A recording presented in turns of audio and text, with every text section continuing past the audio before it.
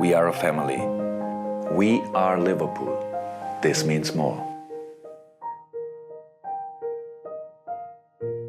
현재 프리미어리그 킹의 자리를 확고히 하고 있는 모하메드 살라. 17-18 시즌 잉글랜드로 복귀한 뒤로 단 2차례만 20득점에 실패. 32골, 22골, 19골, 22골, 23골, 19골. 센터 포워드가 아닌 윙 포워드의 득점 기록입니다. 어마어마하죠. 리그 20골은 그의 시즌 목표가 아닌 평균값이라 볼 수 있습니다. 우리가 꾸준히 20골을 넣는 선수를 보다 보니 이게 평범한 것처럼 보이는 것이지 누군가의 커리어 하이가 살라의 커리어 로우와 비슷할 수 있습니다. 대단함을 넘어서 위대한 선수다. 이제 이 위대한 선수가 단순히 득점만이 아닌 플레이메이킹에서도 지대한 영향력을 끼치며 최전방에서 새로운 클럽 2기를 이끌고 있습니다. 오늘은 플레이메이킹의 도같은 모하메드 살라의 플레이 스타일 변화, 어떻게 현재 어시스트 공동 1위를 기록하고 있는지 구조적인 차원에서 간단히 분석해보도록 하겠습니다. 또 다른 1위, 우리가 살라의 슈팅, 득점에만 관심이 커서 그렇지 실제로 살라의 가장 큰 장점 중 하나가 플레이메이킹 능력입니다. 리버풀로 이적하기 직전 16-17 시즌 로마 시절 15골과 11개의 어시스트 기록, 어시스트 리그 전체 1위, 당시 팀 내 최다 득점자인 에딘 제코의 도우미 역할과 팀 내 득점 2위, 이미 싹수를 보이던 선수였습니다. 그 다음에 리버풀로 이적해 최다 득점 기록을 갈아치우며 그의 장점 목록에 골 결정력이 추가되었을 뿐 기본적으로 플레이메이킹 능력이 탑재되어 있는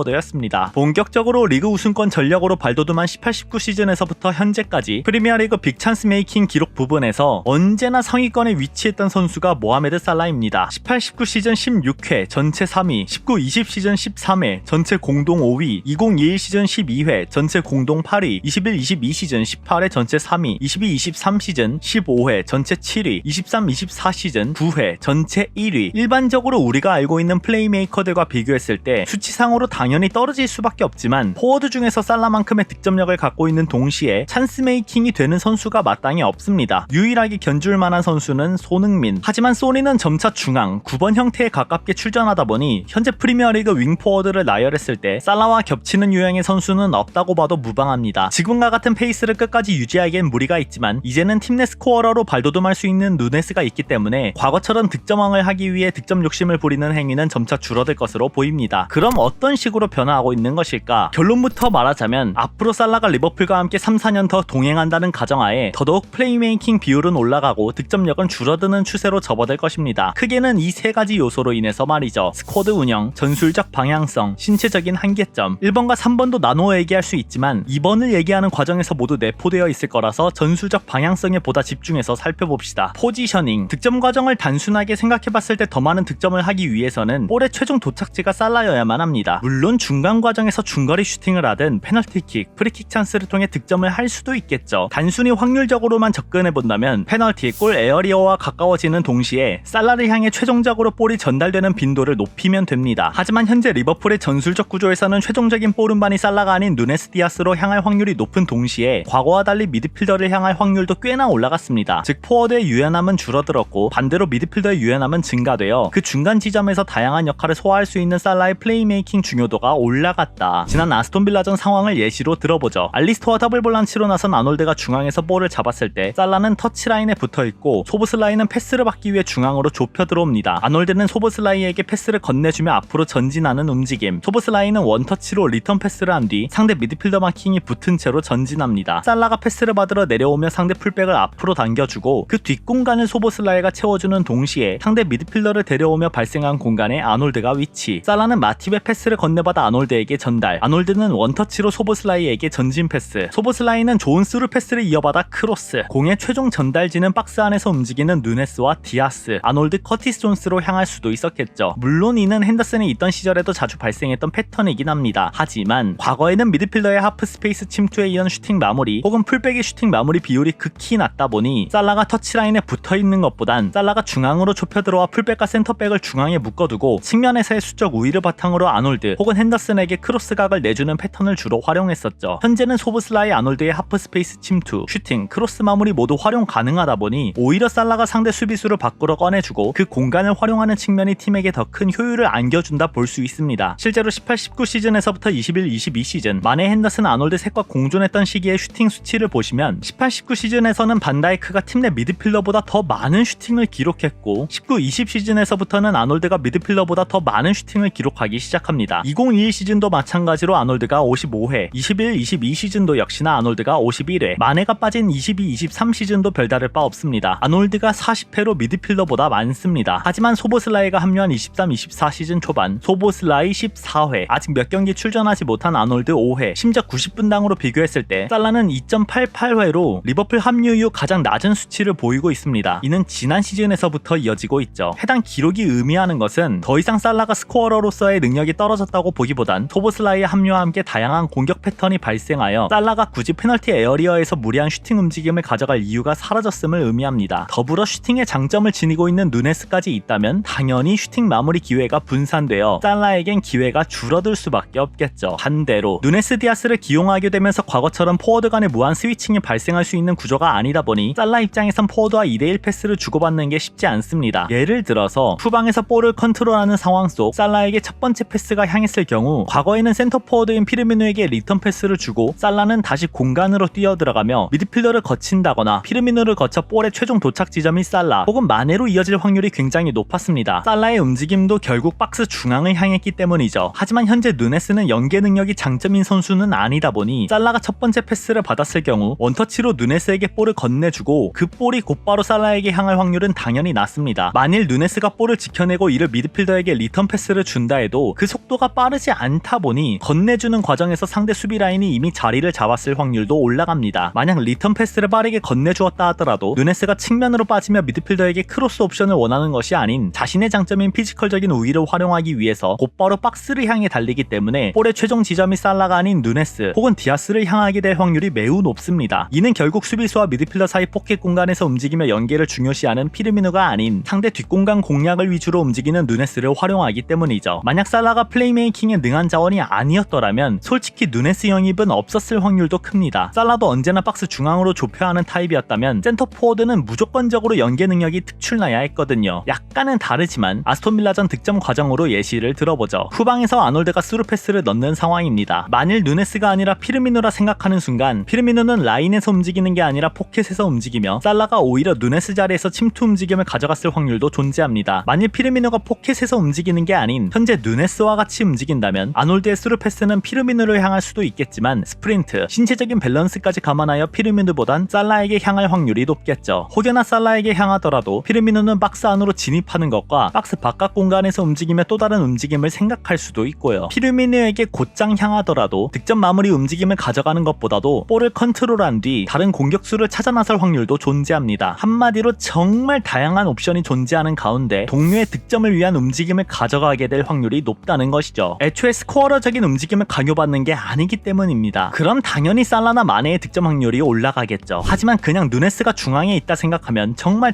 단순해집니다. 누네스가 내려와서 볼을 받을 확률은 낮고 현재와 같이 라인 침투를 위한 움직임을 가져갈 확률이 매우 높습니다. 즉 누네스의 특성상 곧바로 슈팅 마무리를 위한 동작으로 이어질 확률이 높다는 것이죠. 혹여나 살라에게 이어진다 해도 누네스는 박스를 향해 달리는 선수이다 보니 살라는 크로스를 통해 중앙 공간에 있는 누네스에게 패스를 건네줄 확률이 높을 수밖에 없습니다. 실제로 살라는 이 로빙 스루 패스를 받은 다음 누네스에게 전달하며 자책골을 유도했죠. 이처럼 누네스가 센터 포워드로 나서는 순간부터는 동료의 득점을 위한 움직임보단 자신의 득점 마무리를 위한 움직임으로 향할 확률이 높다는 것입니다. 로빙 스루 패스가 넘어온다 해도 박스를 향해 달려가는 9번 공격수가 있으니 살라가 무리한 마무리를 하는 것보다 누네스나 디아스를 향해 찬스를 건네주는 상황이 더 많이 발생할 수밖에 없겠죠. 이제 누네스는 넘어가고 최종적으로 왼발 옵션이 없는 디아스가 왼쪽에 서는 순간부터는 살라 입장에서 더더욱 크로스로 인한 득점 빈도가 줄어들 수밖에 없습니다. 긴 말 필요 없이 이번 시즌 크로스 수치를 보시면 로버트슨 41회, 소보슬라이 22회, 아놀드 18회, 고메스 9회, 살라 8회, 디아스 1회. 로버트슨의 크로스 수치가 급증하고 있어 반대편에 있는 살라에게 도움이 되지 않을까 싶겠지만 그럴 리 없습니다. 로버트슨의 크로스 지점은 하프 스페이스보다 터치라인에 근접하기 때문에 그 거리가 살라에게 닿기보단 센터 포워드인 누네스를 향할 확률이 높고 미드필더의 박스 어택이 능해진 현 시점에서 존스나 소보슬라이가 이를 마무리하려는 움직임도 상당수 늘어났습니다. 애초에 크로스가 올라가는 시점에서 살라의 페널티 박스 움직임이 크지 않아서 로버트슨의 크로스를 살라가 받을 확률은 그리 높진 않죠. 그러면 왼쪽 윙 포워드가 올리면 되겠네? 디아스의 크로스는 시즌 1회, 과거 마네의 크로스 수치는 39회, 59회, 60회, 50회 로버트슨의 오버래핑이 훨씬 잦았던 시기에 마네의 크로스도 이만큼 박스를 향해 올라왔습니다. 물론 이 모든 게 살라를 향한 것은 아니지만 적어도 디아스보다는 많았겠죠. 사실 크로스만이 아니라 일반적인 패스를 통해 살라에게 연결되는 득점 찬스도 있겠지만 안 그래도 박스 중앙으로 향하는 크로스의 대부분이 누네스를 향해 가는데 반대편에서 올라오는 크로스나 패스의 빈도가 떨어진다면 살라가 박스 주변에 오더라도 이를 마무리할 수 있는 확률은 극히 떨어진다 볼 수 있겠죠. 따라서 기본적인 살라의 포지셔닝으로만 살펴봐도 득점력이 떨어지면 떨어지지 올라갈 수 있는 구조는 아니다. 이는 리버풀의 팀 전력이 약화되며 겪는 살라의 득점력 저하가 아닌 오히려 득점 패턴이 다양해지는 과정 속 긍정적인 득점력 저하라고 볼 수 있겠습니다. 하지만 상황이 그렇다는 것이지 슈팅 빈도가 줄어들어도 이를 마무리하는 능력이 늘어난다면 오히려 시즌 득점은 더 늘어날 수도 있겠습니다. 단지 구조적인 이유를 말하고 있을 뿐이죠. 팀 전체적인 밸런스를 생각했을 때 살라의 득점이 하락하더라도 플레이메이킹을 토대로 득점의 다양성 측면에서 도움이 된다면 앞으로도 살라의 슈팅 비율은 내려가는 편이 훨씬 좋을 수밖에 없습니다. 지난 6년간 팀의 주득점원이던 선수의 득점력이 하락할 확률이 높은데도 플레이메이킹 비율을 높여 팀 전체 밸런스와 공격력을 강화시킨다는 게 정말 말도 안 되는 것입니다. 그만큼 살라의 능력이 대단하다는 것이죠. 본인의 득점은 5골 안팎 줄어든다 쳐도 즉 간접적으로 동료의 득점을 10골 늘려준다 하면 이는 팀적인 차원에서 더욱 좋은 효율을 보이는 것이니까요. 여러 이유 중 단지 포지셔닝의 이유 하나만 했는데도 너무 길어져서 다음 소보슬라의 영상에서 살라의 내용도 첨가하여 만들어 보도록 하겠습니다. 그럼 안녕!